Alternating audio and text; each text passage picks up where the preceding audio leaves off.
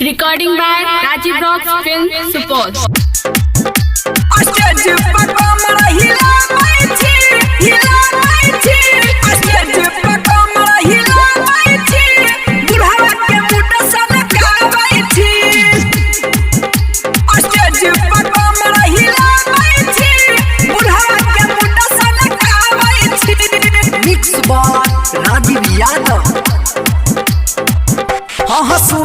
सुन गे बंगाल के हसीना नाचे में चुए छोचोली से पसीना।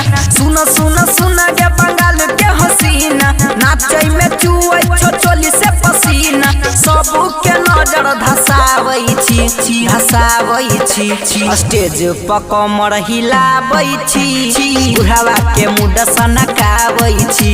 स्टेज पर कमर हिलावै छी बुढ़ावा के मुंड सनकावै छी। सुन गे बंगाल के हसीना नाचे में चुए छोचोली से पसीना। सुन गे बंगाल के हसीना नाचे में चुए छोचोली से पसीना। सबू के नजर धसावै छी स्टेज पर कमर हिलावै छी बुढ़ावा के मुंड सनकावै छी।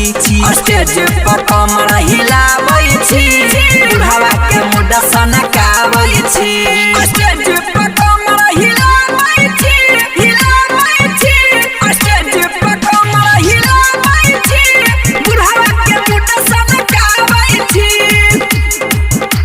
स्टेज पर कमर हिलावै छी बुढ़ावा के मुंड सनकावै छी। चढ़ल जवानी तोहर मारै छौ धागे छुते जवनिया में लग जेतै धागे। स्टेज पर कमर हिलावै छी चढ़ल जवानी तोहर मारै छौ धागे छुते जवनिया में लग जेतै धागे। चढ़ गेलो या तोहर जवानी लहंगा के भीतर से चुए छौ पानी। चढ़ गेलो या तोहर जवानी लहंगा के भीतर से चुए छौ पानी।